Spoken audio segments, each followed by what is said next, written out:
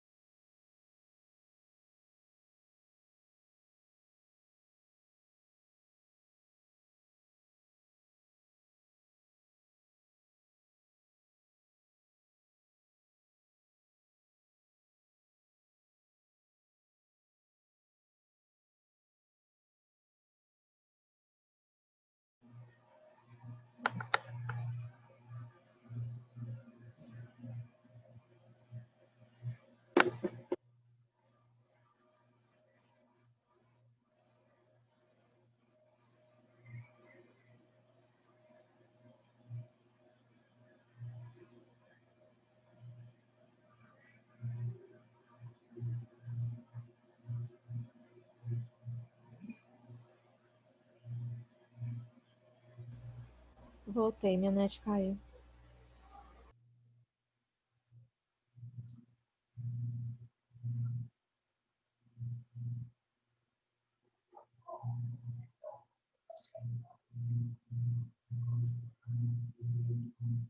E aí, gente, letra C, a primeira, a segunda é a A, como é aí a resposta de vocês? Eu, professor, marcaria a C na primeira e na segunda eu marcaria a opção A, né? Aqui é o que eu estou tendo aqui a minha decisão pelo estudo que eu venho tendo no decorrer, né, dos dias. Não pesquisei não, foi aqui apenas aquela prova do vamos ver, agora ou tudo ou nada.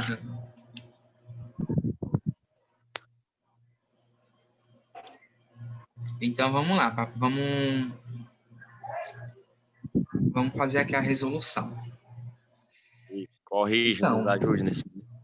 será que é responsabilidade do responsável técnico assegurar que nos procedimentos radiológicos sejam utilizados as técnicas e os equipamentos adequados? Sim, certo? É competência do responsável técnico avaliar todos os equipamentos e todas as técnicas que estão sendo utilizadas. Vai que os indivíduos, lá, os operadores, estejam utilizando as técnicas todas altas, expondo os pacientes a altos níveis de radiação. Então, eles têm que avaliar ali a questão da técnica que está sendo utilizada durante o exame e se os equipamentos são adequados, uma vez que são eles que fazem a compra, né, desses equipamentos, tá bem? Então, a alternativa A está correta. B, zelar para que as exposições de pacientes sejam as mínimas necessárias para atingir o objetivo do procedimento radiológico. Então, lembra que existe o princípio da otimização, que ele fala justamente disso. Diminuir a dose para que o paciente ele não seja exposto de forma ali tão grande, né? Com uma dose de radiação tão alta. Mas será que é responsabilidade do responsável técnico cumprir aí com o princípio da otimização de dose? Sim, Sim? sim.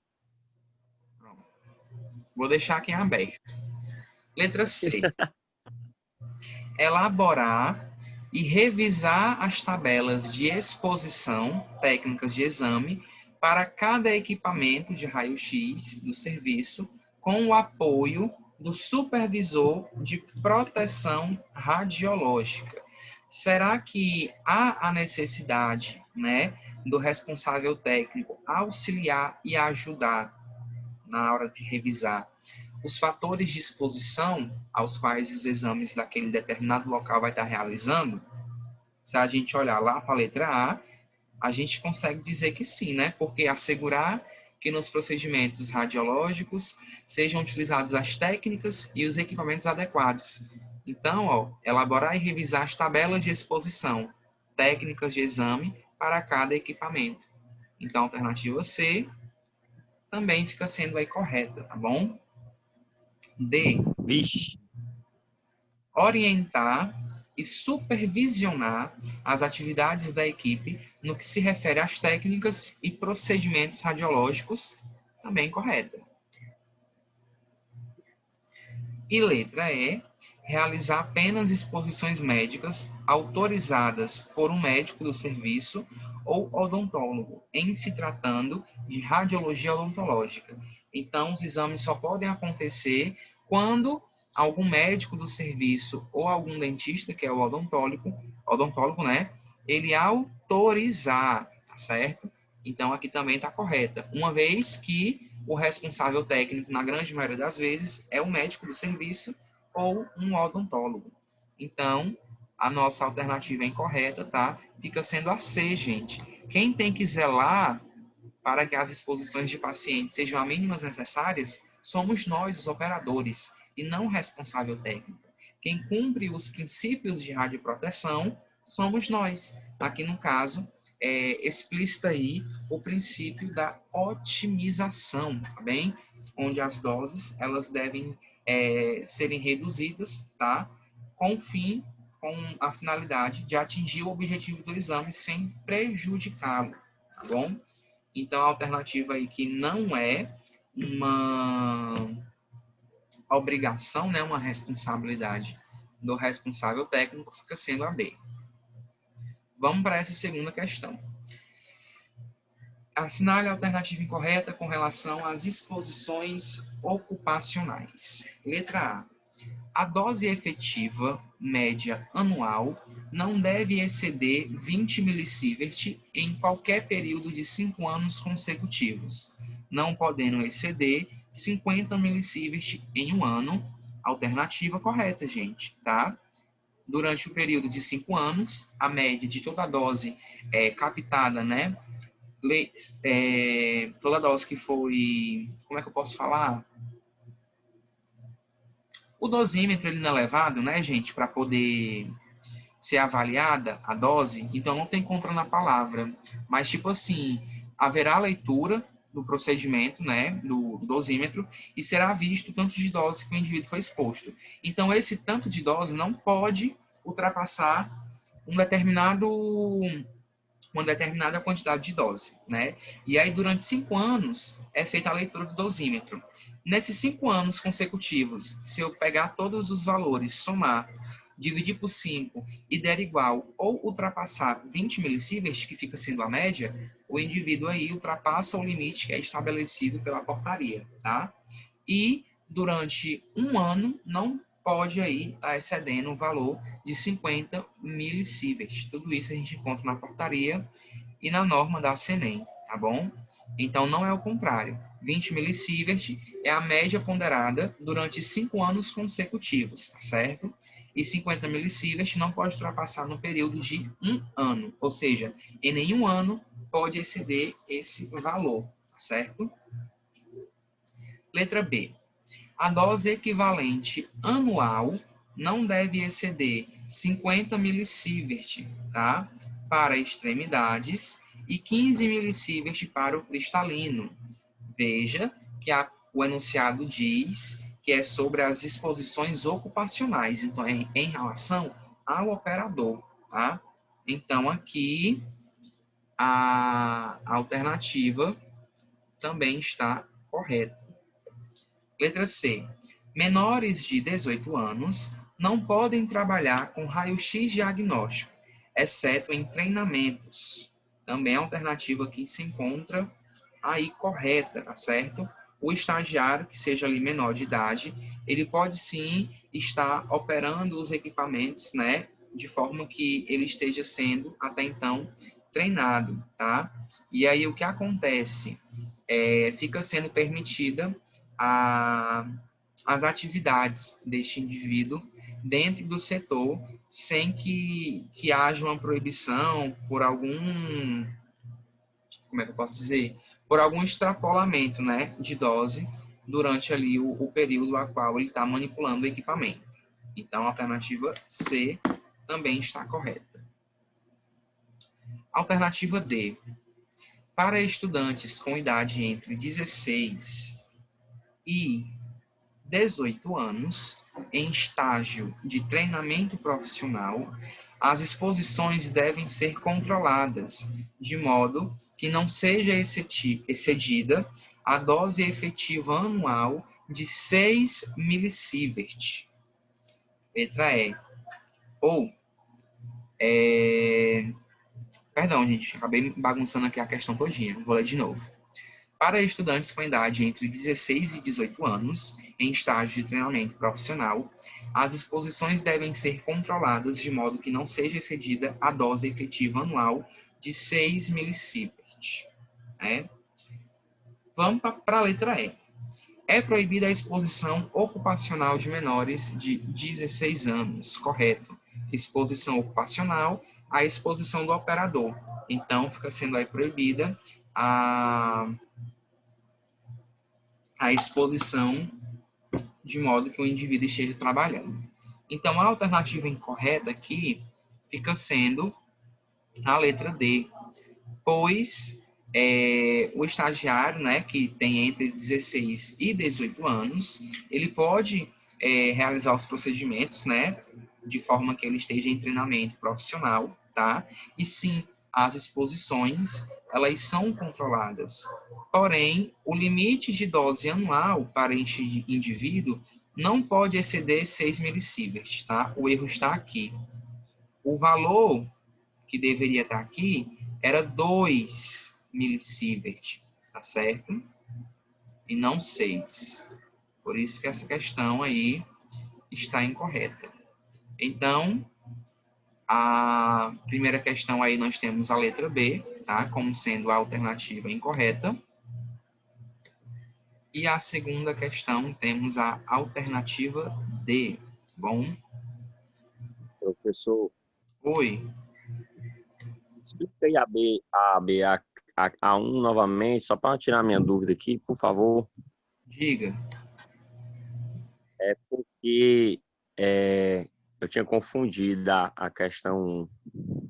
Aí quer dizer que ele tem que zelar também pela exposição do paciente, sendo as mínimas necessárias da dosagem. A questão, ela pede o item incorreto, errado, tá? Então, não é função do responsável técnico zelar para que as exposições sejam mínimas. Quem tem que fazer isso é o operador. Isso é o princípio da otimização, diminuir a dose a fim de que atinja o objetivo do exame sem prejudicá-lo. Então, esse item B não tem nada a ver com o responsável técnico, mas com o operador do exame, tá bom? Entendi. Vamos lá, Flávio, faça a leitura dessa questão. Antes de você começar a ler, essa questão é da prova do WebSer, certo?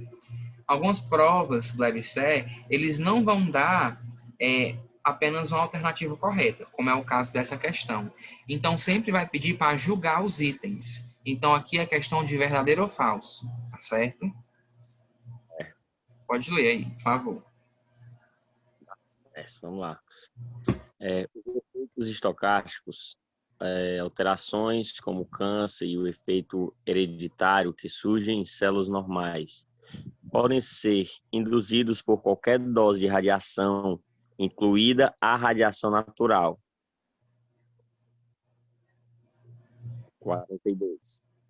Os efeitos estocásticos são sempre tardios e sua gravidade independente da dose, embora a probabilidade de sua ocorrência aumente com a dose. 43. Os efeitos estocásticos são gerados por radiações ionizantes em exames de tomografia computadorizada, raio-x, ressonância nuclear magnética, além de tratamentos por radioterapia em pacientes acometidos por tumores malignos. 44. Os efeitos estocásticos podem ser divididos em efeitos somáticos hereditários e sua gravidade depende primordialmente da região atingida. Então, tá nessa questão, a gente tem que encontrar os itens corretos, tá? Sempre que falar, julguem os itens que seguem, ele quer saber qual é o correto, tá? Então, 2 minutinhos aí para vocês analisarem se existe mais de um item correto ou só apenas um item correto.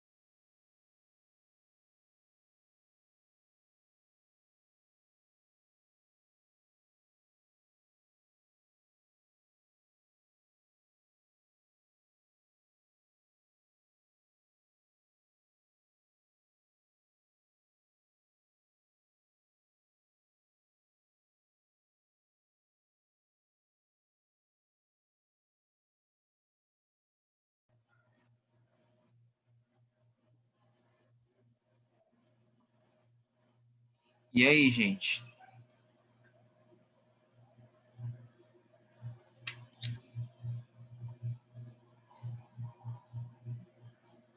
Vou fazer aqui a leitura do item 41. Os efeitos estocásticos, alterações como o câncer e o efeito hereditário que surge em células normais, podem ser induzidos por qualquer dose de radiação, incluída a radiação natural. Tá? Então, vou ler de novo. Os efeitos estocásticos, aí ele vai dar o exemplo. Alterações como o câncer e o efeito hereditário, que é o genético, que surgem em células normais, podem ser induzidos por qualquer dose de radiação, incluindo, tá, a radiação natural, tá certo? Vamos para o item 42. Os efeitos estocásticos são sempre tardios, ou seja, demoram para aparecer, e sua gravidade independe da dose, uma vez, né, que ele é caracterizado por ser um efeito cumulativo, embora a probabilidade de sua ocorrência aumente com a dose. Vamos encontrar primeiro as alternativas erradas, tá? A 41 e a 42 até então estão corretas, tá bem? pois o efeito estocástico ele pode surgir como um câncer ou como um efeito hereditário, que surge depois de um longo tempo, tá certo? E o efeito estocástico, eles são sempre tardios, tá? E a gravidade independe da dose, ou seja, a dose pode ser alta demais ou pode ser baixa demais. Porém, quanto maior a dose, maior a ocorrência. Então, tanto 41 como 42 estão corretos. Vamos para o 43. Os efeitos estocásticos são gerados por radiações ionizantes em exames de tomografia computadorizada, raio-x, ressonância nuclear magnética, além de tratamentos por radioterapia em pacientes acometidos por tumores malignos. Olha a pegadinha da questão. São gerados por radiações ionizantes. E aqui tem ressonância nuclear magnética. Ressonância nuclear magnética utiliza radiação não ionizante, tá certo? Então, a questão aí, ó, incorreta. Então, aqui nós temos verdadeira, verdadeira, falsa. 44. Os efeitos estocásticos podem ser divididos em efeitos somáticos, que é aquele que atinge o próprio indivíduo irradiado, e hereditários, que é aquele que atinge os descendentes da pessoa irradiada. E sua gravidade depende primordialmente da região atingida. Para que a gravidade do efeito dependa da região atingida, eu não tenho efeito estocástico. Eu tenho um efeito determinístico, tá? Então, 44 também fica sendo aí a alternativa falsa, tá? Então, ó, os itens corretos da questão, item 41 e item 42. 43 e 44 são os incorretos, certo?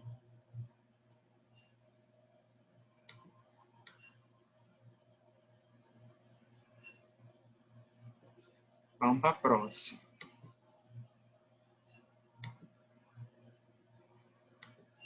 Pois é, na 43, a pegadinha é essa, tá, Flávio? Ressonância magnética não utiliza radiação ionizante. Ela vai utilizar não ionizante, tá? Vamos para a próxima. Mesmo esquema aqui, tá? Acerca do dosímetro, equipamento de proteção radiológica individual para os profissionais da radiologia, julgue os próximos itens. 51. A finalidade da dosimetria individual é verificar a exposição de radiação recebida pelo usuário em determinado período de tempo, e sua utilização é determinada para operadores de equipamentos emissores de radiação em clínicas radiológicas, indústrias, laboratórios e etc. E aí, a alternativa 51 é verdadeira ou falsa?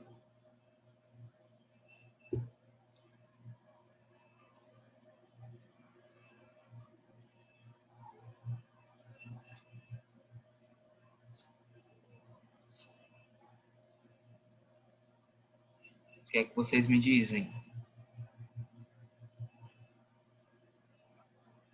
Marcaria verdadeira. A finalidade da dosimetria individual é verificar a exposição de radiação recebida pelo usuário em um determinado período de tempo. Correto. E sua utilização é determinada para operadores de equipamentos emissores de radiação em clínicas radiológicas, indústrias, laboratórios, entre outras. Então, essa alternativa está correta, tá? Verdadeira. 52. O dosímetro individual é um equipamento opcional para profissionais que trabalham na medicina nuclear, já que os níveis de radiação nesse setor são muito baixos, pois os contatos são basicamente com meios de contrastes. E aí, o que é que vocês dizem? Totalmente mentira, falso. Por que que é falsa?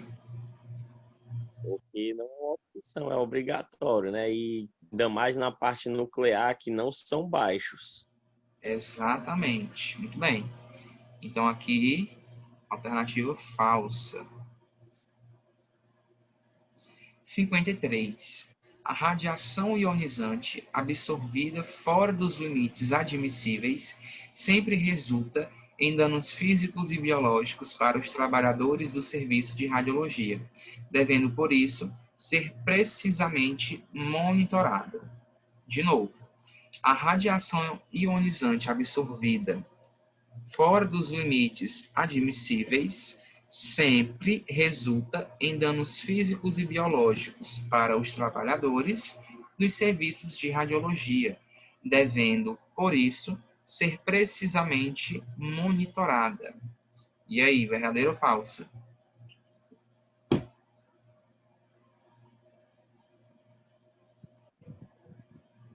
Verdadeiro.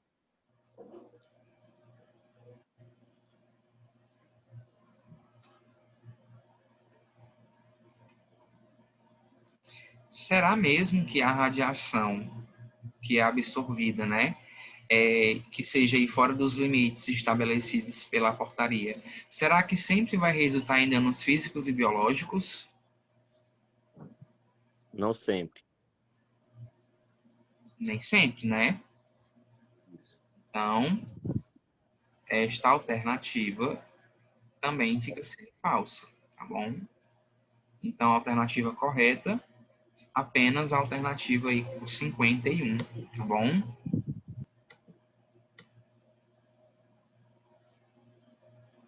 Não são fáceis, né, gente, essas questões de concurso. Só questão de leitura e interpretação.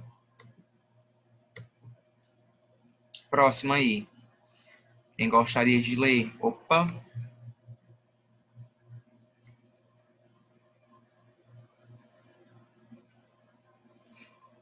Essa questão segue o mesmo esquema das demais. A gente tem que identificar a alternativa aí correta, tá? E a falsa. Julgue os itens a seguir a respeito das diretrizes básicas de proteção radiológica, de acordo com a norma CENEM, tá? 3.01. Alternativa 71. Acidente é qualquer evento intencional ou não, como os erros de operação e as falhas de equipamento, cujas consequências reais ou potenciais são relevantes sob o ponto de vista de proteção radiológica, tá? Vou ler de novo. Acidente é qualquer evento intencional ou não, tá? Com os erros de operação, como os erros de operação e as falhas de equipamento, cujas consequências reais ou potenciais são relevantes sob o ponto de vista de proteção radiológica. Então, as consequências desse acidente, né, que pode ser intencional ou não, é relevante, né, sob o ponto de vista da proteção radiológica? Relevante é aquilo que passa, né, que não tem importância.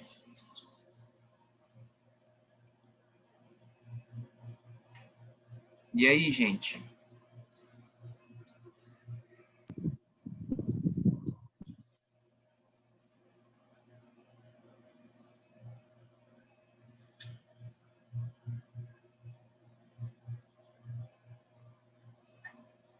Alternativa, tá, gente? Falsa, tá? Falsa, porque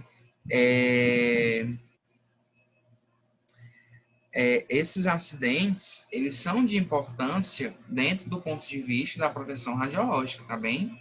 Quando se acontece um acidente, como aqui a questão é voltada à CNEM, né? Normalmente esse acidente deve ser em função de uma fonte de radiação, tá certo? Então a fonte de radiação ela é diferente do equipamento que produz radiação. o teor ali de energia é muito alto, tá certo? Então, sob o ponto de vista de proteção radiológica, deve-se sim ter ali uma importância, tá? Ponto 72. Fonte radioativa é um equipamento ou material que emite ou é capaz de emitir radiação ionizante, ou de liberar substâncias ou materiais radioativos. De novo, fonte radioativa é equipamento ou material que emite ou é capaz de emitir radiação ionizante ou de liberar substâncias ou materiais radioativos, tá? Então, alternativa verdadeira, tá certo? A gente tem esse conceito como sendo de fonte radioativa, ou seja, tem um elemento químico que ele é instável, ele emite radiação. Essa radiação, ela pode aí liberar substâncias, né? De acordo com que o tempo vai passando, ela vai decaindo e de acordo com o seu decaimento, novos elementos vão surgindo, tá certo? Ponto 73. Área supervisionada é aquela sujeita a regras especiais de proteção e segurança, com a finalidade de controlar as exposições normais, prevenir a disseminação de contaminação radioativa e prevenir ou limitar a amplitude das exposições potenciais. Será que aí nós temos realmente o conceito de área supervisionada? Será que é lá que a gente deve controlar as exposições normais, ter a prevenção de contaminação com a radiação ou a fonte radioativa em questão? Incorreto, certo? Aqui nós temos o conceito de área controlada, tá certo? Na área supervisionada, não se é necessário aí ter todo esse cuidado, tá bom? Então, o único item correto aqui dessa questão fica sendo 72. Vamos para a próxima. Questão aqui também do Ceará, né? Feita aí no processo seletivo do Hospital Regional do Câncer de Itapipoca, tá bem? E a questão diz o seguinte: radioproteção é a maneira mais segura de desfrutar dos benefícios gerados pela radiação ionizante, com isenção ou atenuação dos males causados por esse fenômeno. Sobre esse tema, que é a radioproteção, assinale as alternativas abaixo. Primeiro, para a proteção do público e do trabalhador, há o princípio de limitação de dose, que visa não exceder os limites estabelecidos pelas normas em vigor, tá? Esse primeiro ponto, gente, correto ou falso? Correto. Correto, né?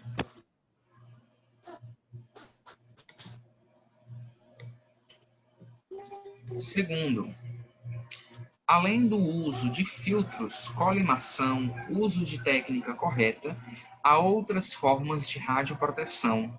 Essas se dão mais aos operadores e públicos. São a distância e a blindagem. E aí? Correto ou incorreto? Sim.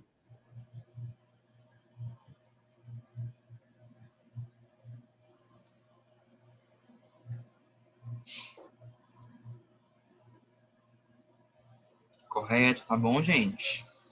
Além de usar tudo isso aqui, filtro, colimação, técnica correta, lembra que existem aí os fatores de radioproteção, como, por exemplo, a distância e a blindagem. Ponto 3. O fato de o operador se manter distante da fonte radioativa já é uma forma de proteção. Quanto mais longe se mantém da fonte, menor é a intensidade de radiação. Correto ou incorreto? Correto. Correto. Ponto 4. O fator blindagem protege o paciente, mas não o trabalhador e não limita a área de radiação. Correto ou incorreto? Correto. Correto. Como? Incorreto. Por que incorreta? O fator blindagem protege o paciente, mas não o trabalhador. Não o trabalhador. Ele protege o trabalhador, né? Pronto, o fator blindagem, tá? Ele tanto protege o paciente como protege o trabalhador. E sim, limita a área de radiação. A nossa proteção fica sendo um biombo de chumbo. O do paciente fica Que é o sendo o EPI, tá? Então, as alternativas que até então se caracterizam como correta, 1, 2 e 3. Alternativa C, tá bom? Vamos aí para a próxima. Alguém faça aí a leitura, por favor? Essa questão é bem facinho, viu? Ninguém pode errar. Vai, Fidel. Chegou agora, Fidel, faz a leitura. Proteção radiológica é o conjunto de medidas que visa proteger o homem e o meio ambiente de possíveis efeitos indevidos causados pela radiação ionizante. Quais os princípios básicos do sistema de radioproteção? A. Justificação, otimização, limitação de dose. B. Tempo, blindagem, distância. C. Justificação, luva, distância. D. Justificação, otimização e tempo. E aí, gente, quais são os princípios básicos do sistema de radioproteção? A D? Né, professor? B ou A? A. Eu ia Por de A quê? aí. Por que não a B? Área B. Porque é o princípio da proteção, é o tempo que vai ficar exposto ali o paciente, a exposição, a blindagem é que vai ser a proteção, vai limitar a área ali da radiação e a distância. Olha a pegadinha da questão. Ela quer saber quais são os princípios básicos. Lá na portaria 453 e na norma da CNEM 3.01, tá? Princípios são 3: justificação, otimização e limitação de dose. Na portaria ainda tem a prevenção de acidentes, tá? Porém, como a questão aqui ela não cita, tá? A gente marcaria só esses 3. Por que que não é tempo, blindagem e distância? Porque essas três palavras são os fatores de radioproteção e não os princípios, tá bem? Então, na alternativa A, vocês estão vendo os princípios que regem a radioproteção. Na alternativa B, vocês estão vendo os fatores de radioproteção, tá certo?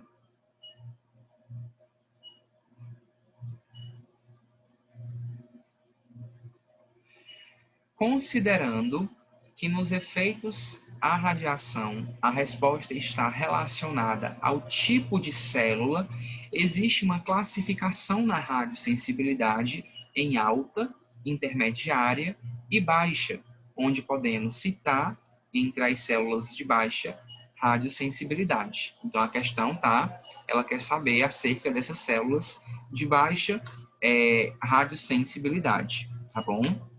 Então, assinale a alternativa correta, a qual apresentam as células de baixa radiosensibilidade. Letra A, células endoteliais e fibroblastos. Letra B, células musculares e células neurais.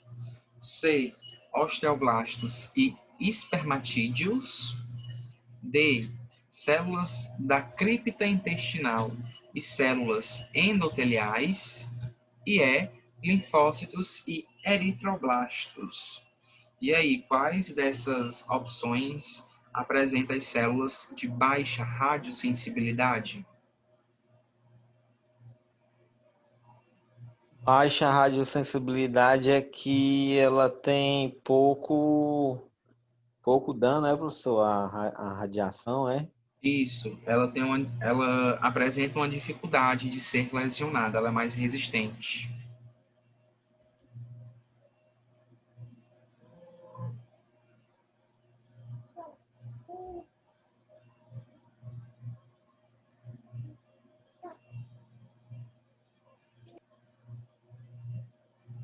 E aí?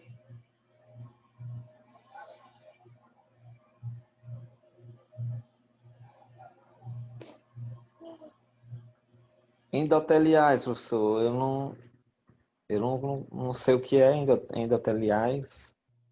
Endotelial Tendão, tem alguma coisa endotelial. Endotelial é aquela célula que ela se origina dentro do tecido, tá? Endo vem de dentro, epitélio vem de tecido. Então, dentro dos tecidos, nós temos as células endoteliais, que formam ali, né, a parte mais grossa das estruturas. A alternativa correta, gente, é a letra B, certo? Células musculares e células neurais. São células aí que dificilmente podem ser atingidas pela radiação, tá bom? Aqui, se a gente fosse citar se fosse para dizer, né, na verdade, a alternativa que apresenta a célula mais radiosensível, com a radiosensibilidade alta, a gente, poderia, no caso, citar a letra C, osteoblastos e espermatídeos. Osteoblastos são algumas células ósseas e espermatídeos são os espermatozoides, tá bom? Sendo que os linfócitos, as células intestinais também apresentam uma radiosensibilidade alta. Porém, o item que mais se assemelha aí com as células de baixa radiosensibilidade, que todas são de sensibilidade baixa, fica sendo a letra B, tá bem? Vamos lá, próxima.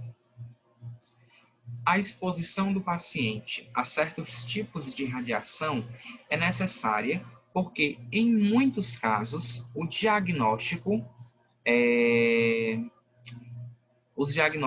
se mostram precisos e com resultados que proporcionam um imediato tratamento e intervenção, com isso, atingindo o objetivo proposto do exame.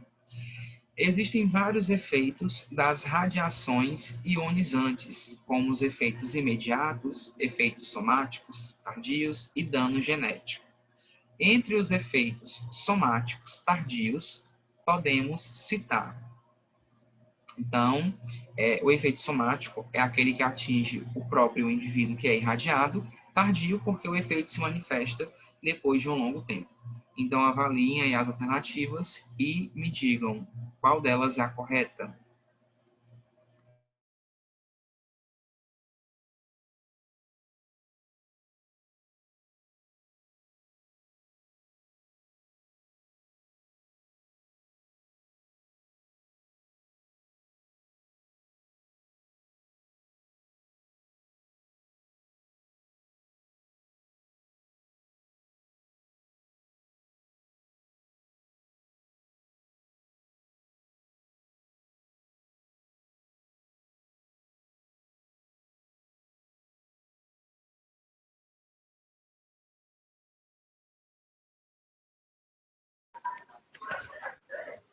Professor, eu acho que é a alternativa C, né? A resposta dessa pergunta.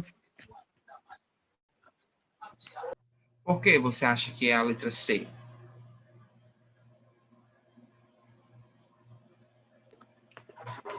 Porque essas leucemia, câncer e o dano no tecido, né? São efeitos que aparecem, como diz no enunciado, tardios, né? Um tempo depois dessas exposições. Não são coisas, assim, automáticas, que assim quando a pessoa é exposta, já acontece, imediatas, né? São coisas que vão acontecendo ao longo das exposições, né? Como trata do enunciado, as somáticas, né? Ou é isso mesmo, viu? A alternativa correta aí fica sendo a C. Leucemia, câncer e dano no tecido são efeitos que não vão aparecer de forma imediata, tá? Aparecem de forma tardia, depois de um tempo, tá bem?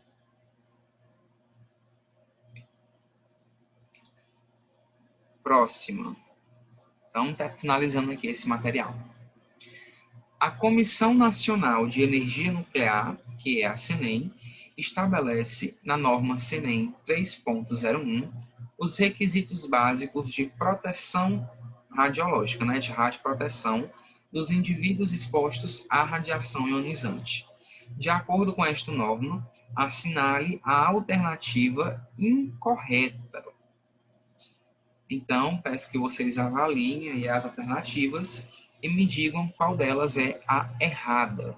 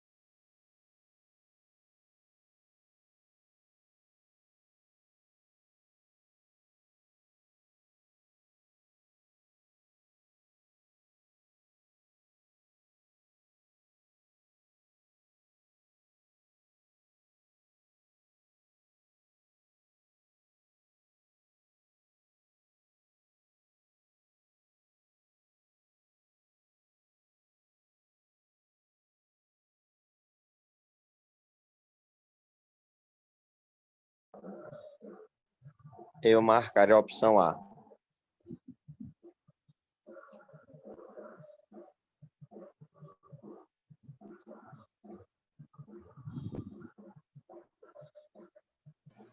Alguém marcaria diferente? Lembrando que ele quer a incorreta.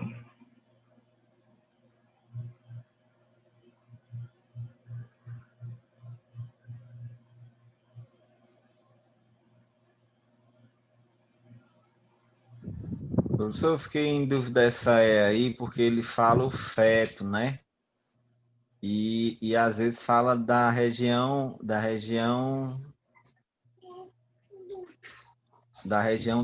barriga da mulher, né? Aí ele falou também do feto, né? Uhum. Eu não tinha visto essa parte aí, não.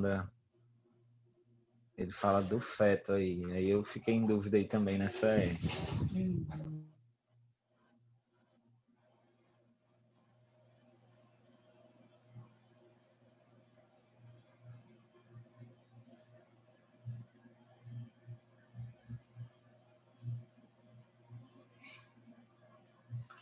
Vamos lá. Vamos encontrar aí a alternativa incorreta. Letra A.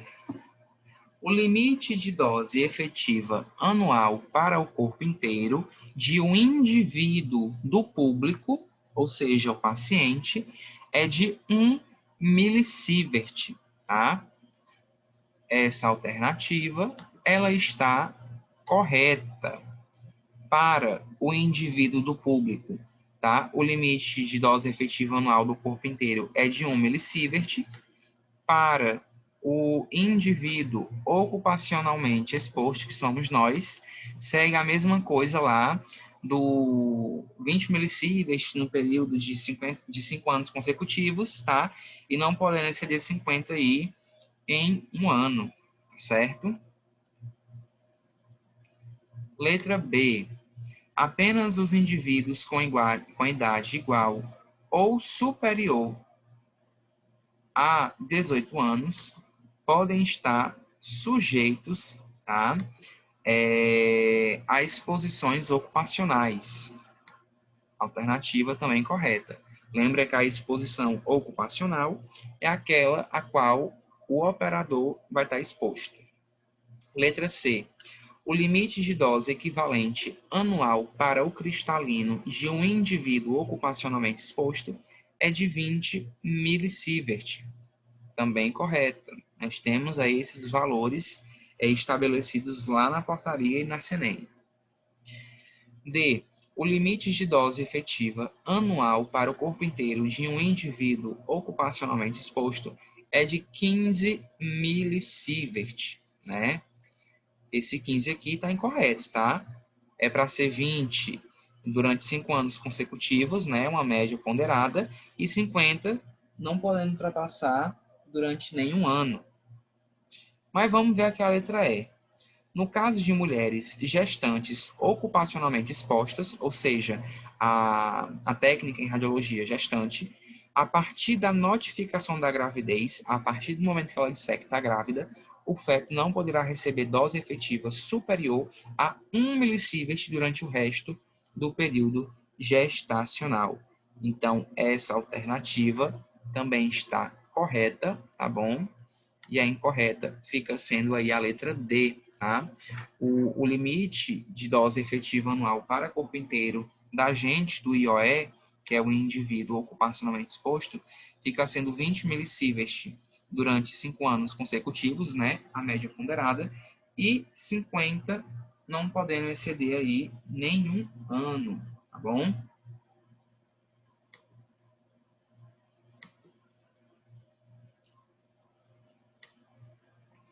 Vamos lá. Câmara escura é o local onde ocorre todo o processo químico responsável por tornar visível a imagem latente. Para que todo o processo aconteça de forma correta, a Portaria 453 de 98 estabelece que...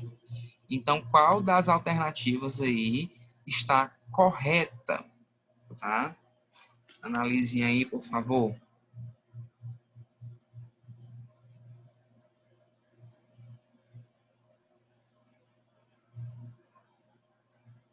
Como assim colocar na tela inteira? Não entendi. Não está aparecendo para vocês o material?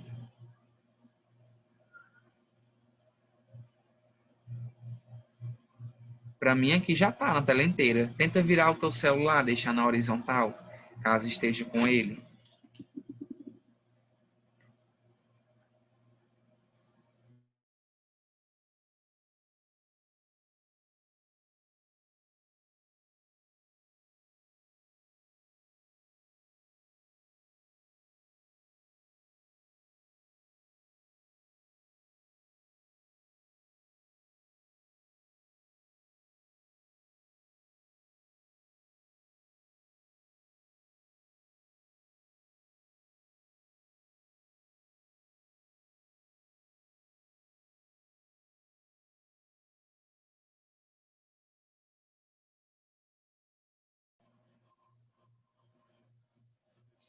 Vale, Flávio, por que será que o teu tá num canto? Porque para mim aqui a tela tá cheia.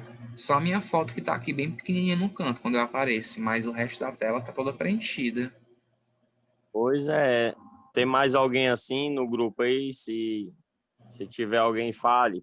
Tem mais alguém vivo no grupo aí? Só você que fala, hein?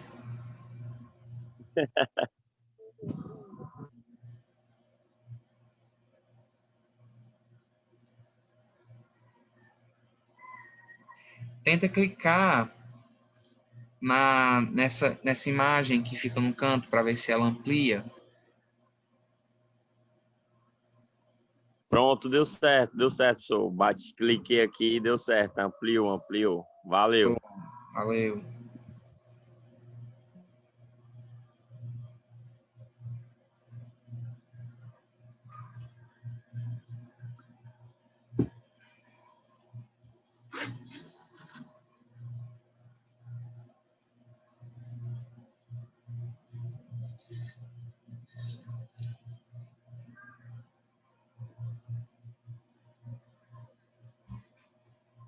Essa questão ela é um pouquinho mais complicada, certo? A gente viu ela na aula, deixa eu ver, na nossa antepenúltima aula, que foi quando nós concluímos o material da norma, tá? Ela trata aí dos requisitos, né, as quais deve conter dentro da câmara escura. Lembra que eu mostrei até uma planta para vocês de como é lá dentro, né? Então, vamos lá. Alternativa A. Os filmes devem ser armazenados distantes de fontes de radiação na posição vertical e em condições de temperatura e umidade indicadas pelo fabricante. Tá? Essa alternativa está correta até então.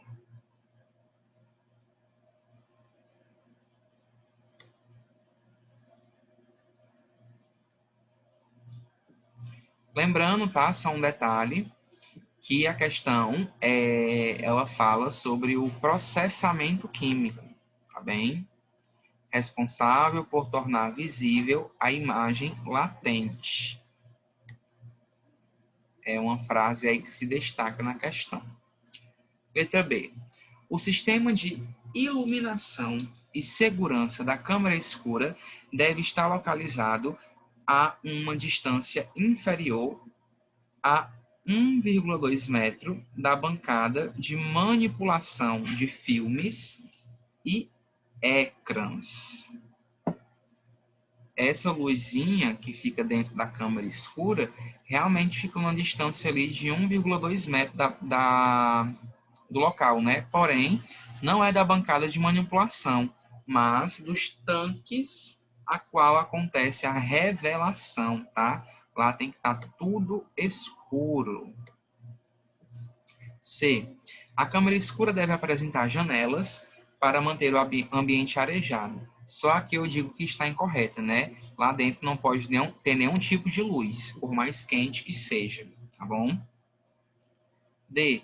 Os filmes radiográficos devem ser armazenados distantes das fontes de radiação em posição horizontal. Errado, devem ser armazenados na posição vertical. E letra E, não é permitido que haja interruptor de luz no interior da câmara escura para evitar acionamento acidental, também correta. Pode ter interruptor de luz, porém em um canto estratégico, a qual seja evitado ali o acionamento, né? Caso seja acionado, pode velar todos os filmes presentes dentro da câmara escura, tá certo?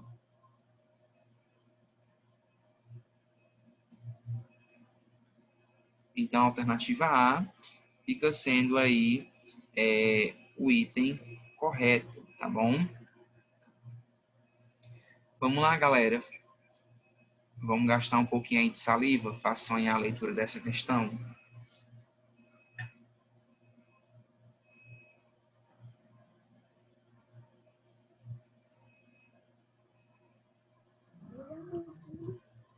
Vamos lá, alguém se habilita?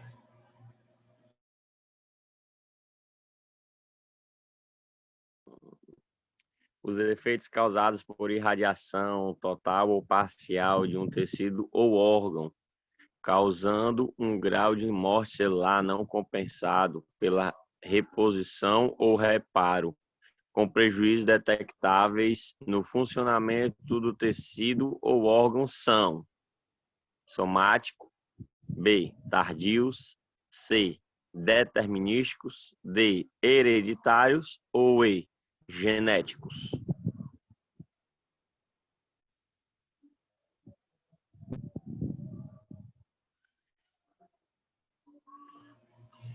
E aí, gente? Irradiação total ou parcial de um tecido, morte celular, não tem reparo, não tem reposição. Qual efeito se caracteriza aí?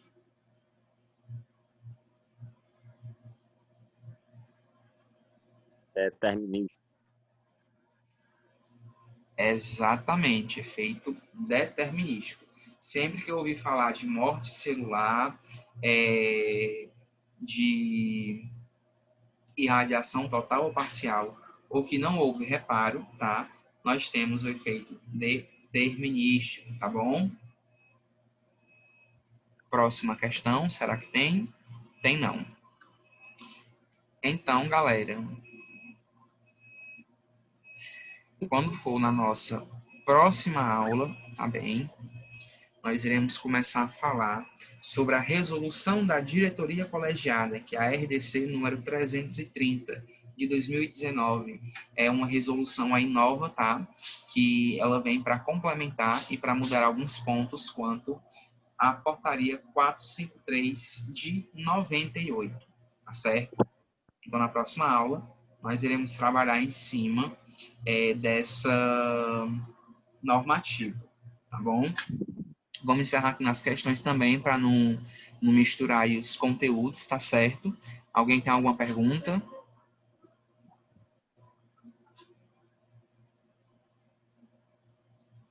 Lembrando, tá, que a atividade ela vai estar aí disponível para envio até a meia-noite de domingo. Fora desse prazo eu não estarei aceitando, tá bom? Então, cuidado aí com os prazos, tá certo? Então, pessoal, obrigado. Oi, diga. Alguma dessas perguntas poderá cair na prova? Com certeza, não estão aí à toa. Ok. Ficar atenção Reveja aí, nessas pegadas. revejam aí, tá? Então, pessoal, muito obrigado aí pela participação de vocês. Peço perdão novamente aí pelo pequeno atraso antes de iniciar a aula. Boa noite a todos e até sábado. Tchau, tchau. Tchau, boa noite.